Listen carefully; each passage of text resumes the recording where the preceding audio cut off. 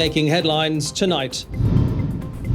Britain's Guardian newspaper expresses regret over its article which incorrectly claimed that Prime Minister Hun Sen had a Cypriot passport. The Defence Minister launches the booster shot campaign, now underway in 11 of Phnom Penh's 14 districts.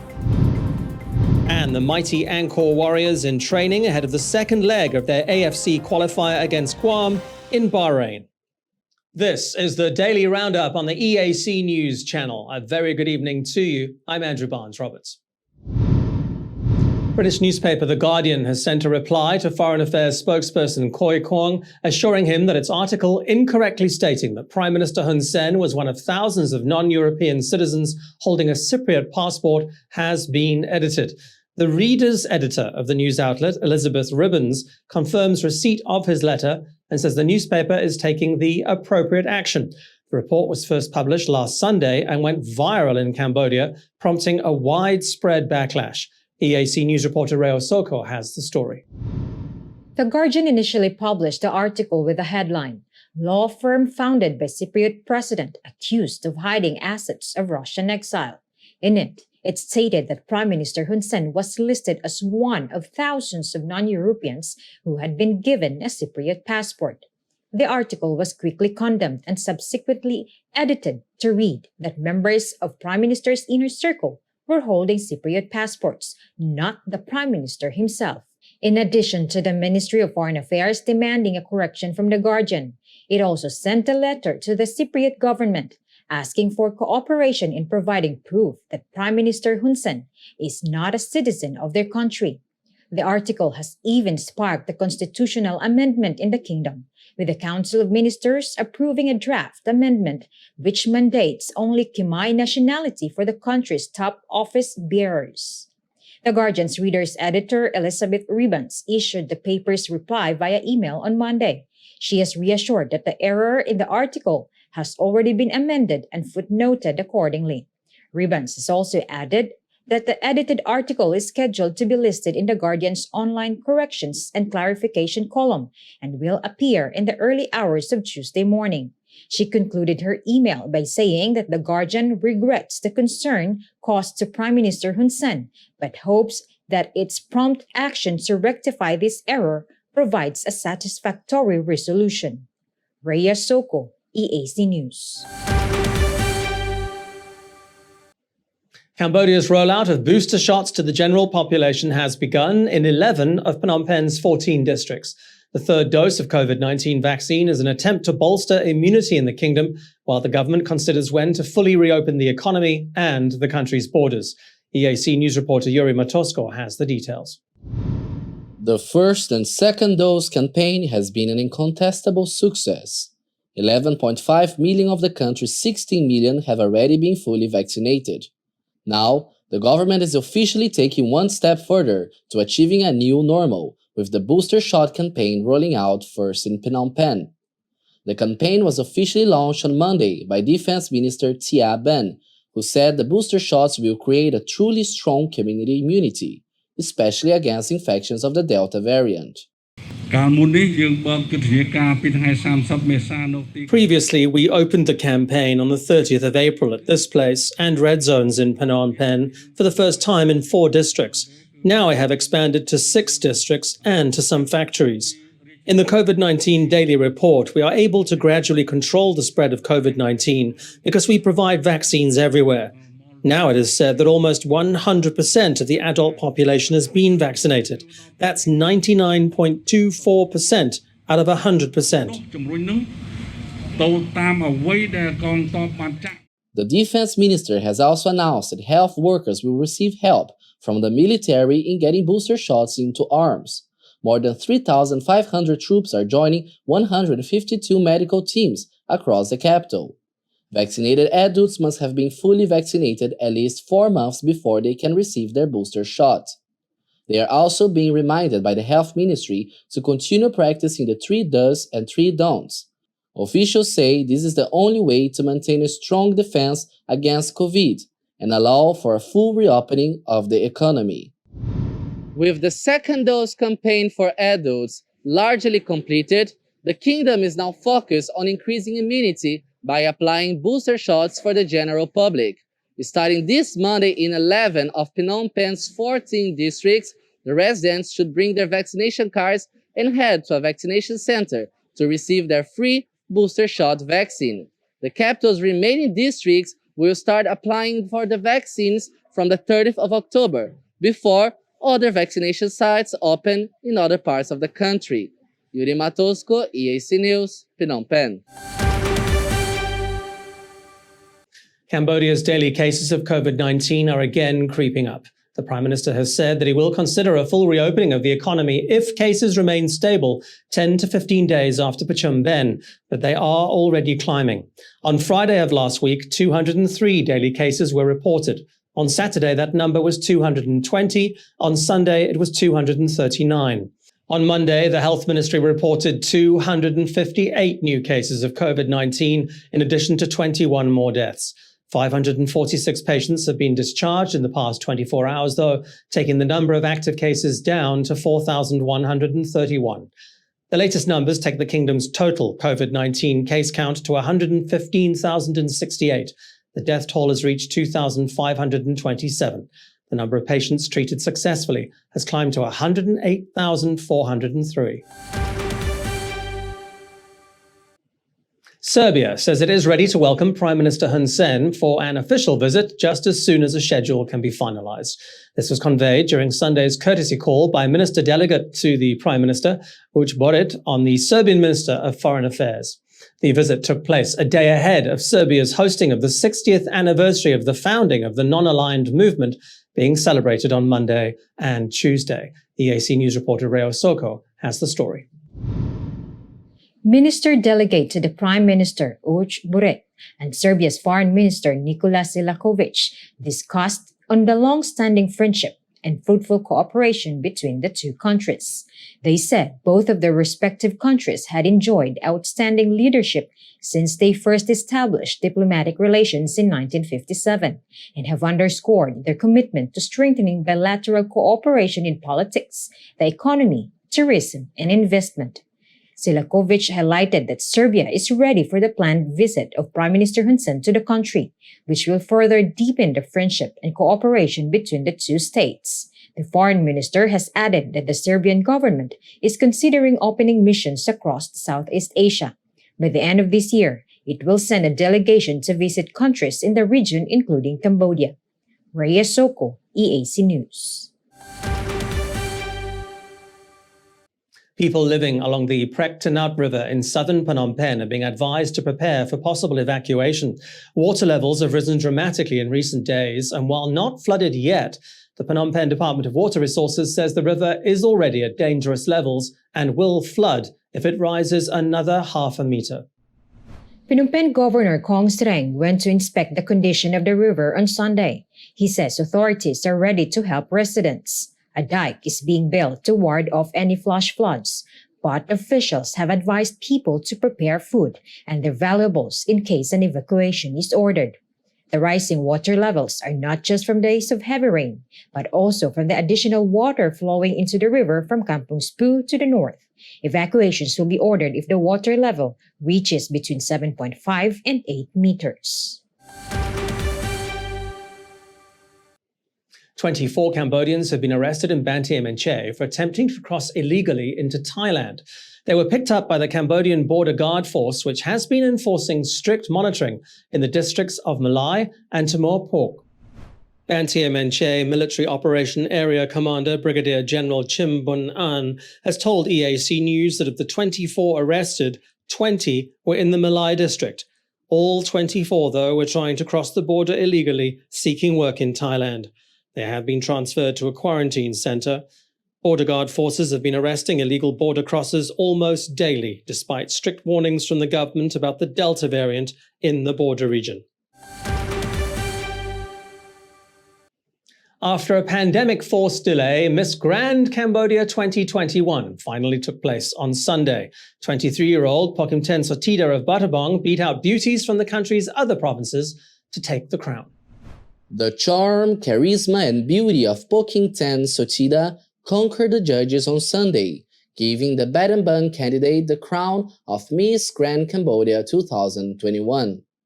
Sotida has a long history of winning beauty pageant, having been crowned Miss City Tourism in 2017 and Miss Asia Pacific International Cambodia in 2019.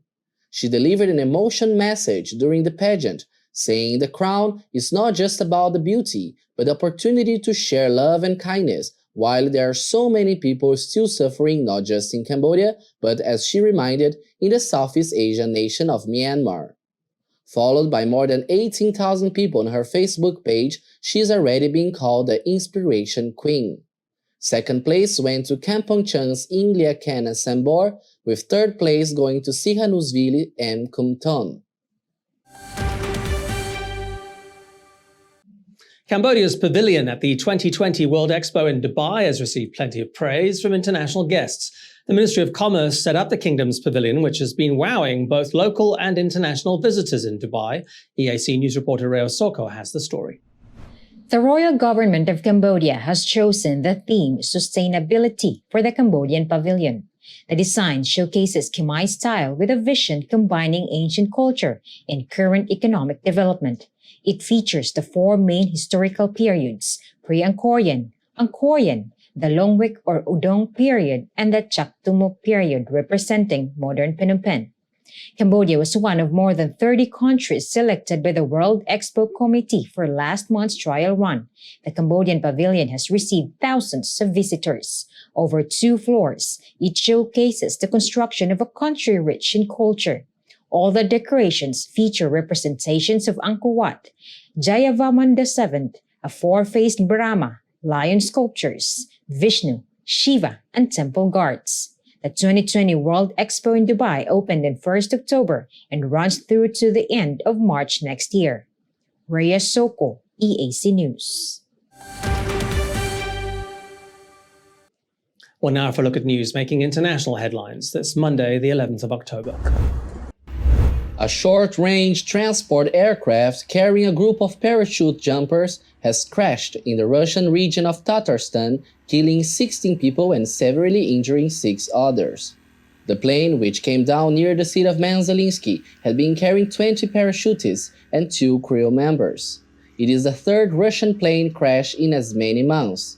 According to Russian media, the plane was built in 1987 and was owned by the government-linked Volunteer Society for Cooperation with the Army, Aviation, and Navy. The head of the organization's regional branch says that the parachuting club that operated the flight was very experienced, but the state-run cosmonaut training facility has suspended its ties with the Aero Club pending an investigation. Local authorities believe one of the engines could have failed. Russian aviation safety standards have been tightened in recent years, but accidents continue to happen, particularly in remote regions. An aging Antonov 26 transport plane crashed in Russia's Far East last month, killing 6 people. In July, all 28 people on board an Antonov twin-engine turboprop died in a crash in Kamchatka. A car bomb targeting the governor's convoy has rocked the Yemeni southern port city of Aden. At least 6 people have been killed and 7 others wounded, one of them a child. A military spokesman says Governor Ahmed Lamlas and Agriculture Minister Salem Al-Sukatri both survived what is being called a terrorist assassination attempt. Lamlas is Secretary General of the SCC, which has vied with the Saudi-backed government for control of Aden and Yemen's wider south. STC has also been infighting among its ranks. The government and the STC are nominal allies under a coalition led by Saudi Arabia, which has been battling the Iran-aligned Houthi government. Riyadh had brokered a deal to end the power struggle, but tensions remain. Instability in the south is complicating UN-led peace efforts to end the war in Yemen. It has claimed the lives of tens of thousands of people and left 80% of the population reliant on aid. The government is based in the south while the Houthis control most of the north. And more buildings near the volcano on the Spanish island of La Palma have been engulfed by rivers of red-hot lava, intensified by the spectacle of flashes of lightning. Footage shows trees and buildings on fire as dawn broke, with jets of lava erupting from the volcano and flowing down what remains of the Cumbre Vieja volcano. It has already destroyed nearly 1,150 buildings and engulfed 480 hectares of land. About 6,000 people have been evacuated from their homes. Stay with the Daily Roundup. Coming up after the break, a look at the day's sports news.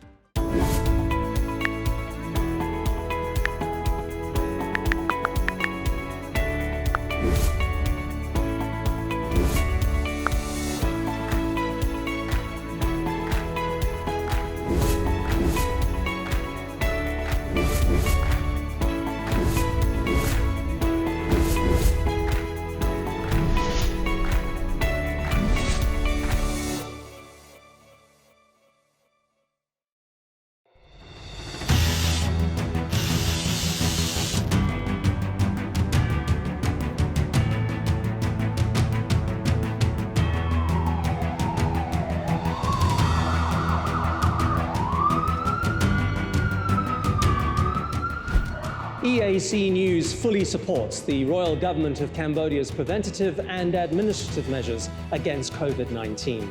But we need you to play your part in helping bring the 20 February community transmission event to an end. Wash your hands regularly, sanitize wherever possible. Keep an eye on your body temperature. Use the Stop COVID QR code and maintain a safe social distance. But above all, please, please, please, wear a mask. Only together can we beat COVID-19.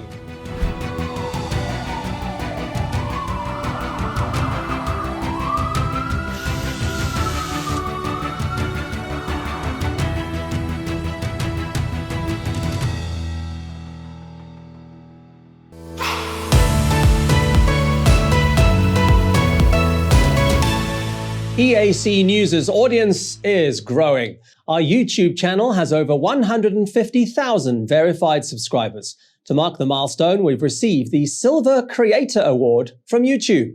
It's given to channels with over 100,000 subscribers. YouTube CEO Susan Wojcicki says the award celebrates EAC News' hard work and incredible achievement. She says we brought a unique voice and style to the world, but have also created valuable connections and built a community along the way. The next milestone we're going for is 1 million subscribers, and we'd really like that Gold Creator Award. So if you're not already a subscriber, head to YouTube and search for EAC News. Subscribers get alerts when the Daily Roundup is premiering and live events are streaming. Get all the latest breaking news and updates from Cambodia in English. The EAC News channel on YouTube. Cambodia made clear.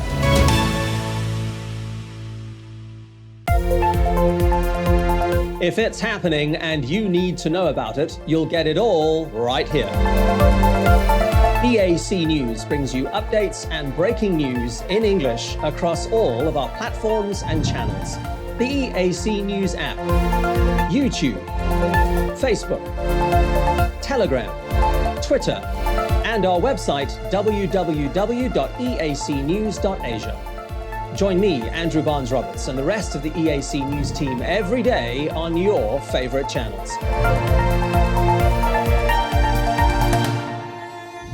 EAC News, Cambodia made clear.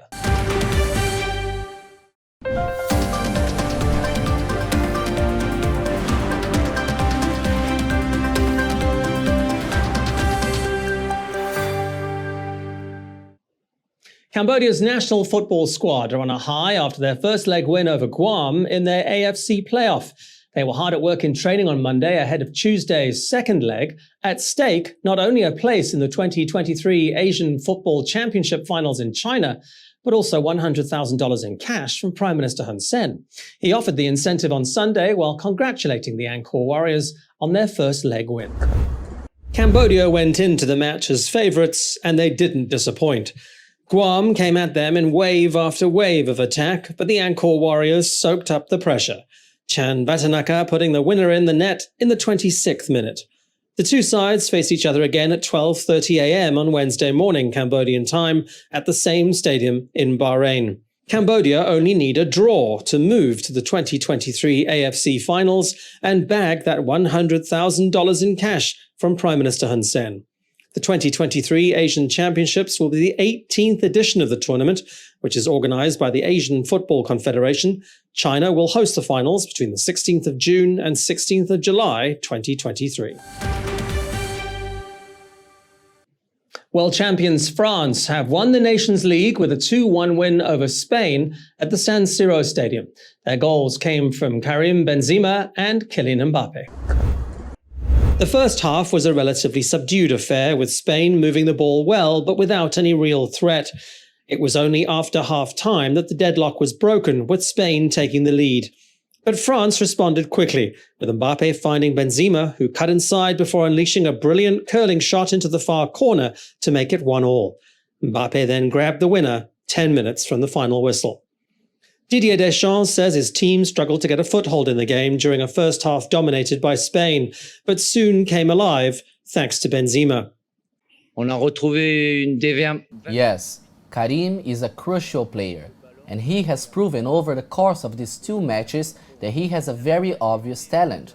It's there for all to see, and he's really kicked on from what he's been showing at the club level with Real Madrid. He's got a desperate will to win, and he's here exactly to do that, and he communicates a great deal with his teammates. So, I'm very happy for everyone, but I'm very happy for him. He needed that. He's not going to play another 4 or 5 competitions at international level. I don't think so, at least. It's not the most important piece of silverware, but he did everything, and he was very significant. Spain's coach, Luis Enrique, chose to put a positive spin on the night's loss. How much have we won this week? I don't know, but I know that we are able to win against the European champions and play at almost an even level with the world champions. So, for the players and the team, that is all good. Of course, it will be every time more difficult for me to make my next squad selection, and that's good for me and for us. The important thing is that the team maintains their personality and the will to win. French fans went wild after the match, with plenty of hangovers still lingering in Milan on Monday. The Nations League win cements their country's position as champions of the world. Britain's Tyson Fury won Saturday night's slugfest with American Deontay Wilder, earning himself an 11th round knockout to retain his WBC heavyweight title at the T-Mobile Arena in Las Vegas.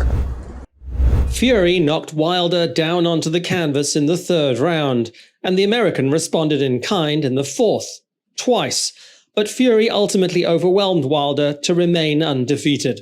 With the win, Fury has now taken 2 of the rival's last 3 meetings. Fury is now hoping for a world heavyweight unification fight against Anthony Joshua, but he's going to have to wait. Joshua has triggered his clause for a rematch against heavyweight rival Alexander Usyk. That fight could take place in March. Joshua lost his WBA, WBO, IBF, and IBO belts to the Ukrainian last month, but has opted to try and get them back. If he does, that could put him on course for a bout with Fury, who's looking to be the world's undisputed heavyweight champion. All right, let's have a look at what the weather's playing at tomorrow.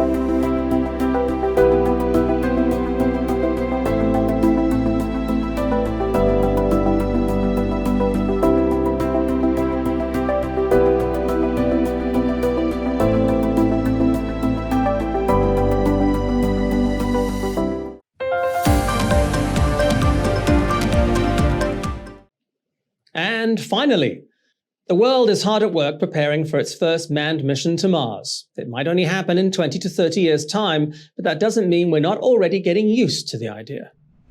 No, that's not animation or special effects, but they're not actually walking on Mars either. but through a desert in southern Israel.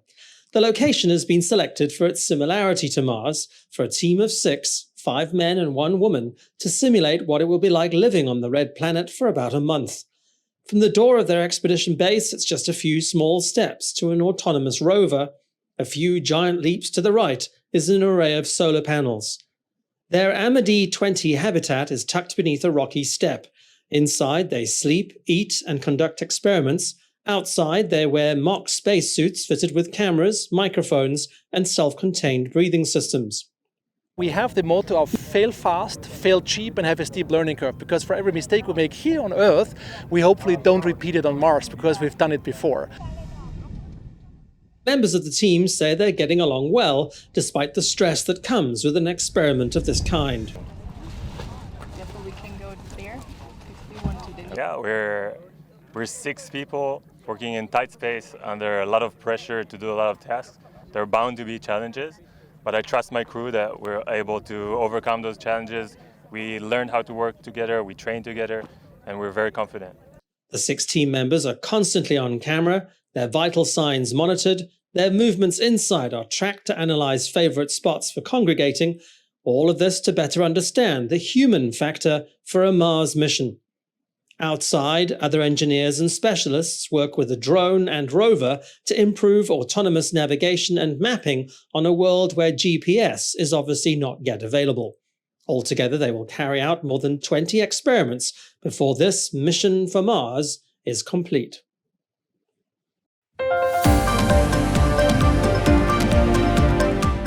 Thanks for watching the Daily Roundup here on the EAC News Channel.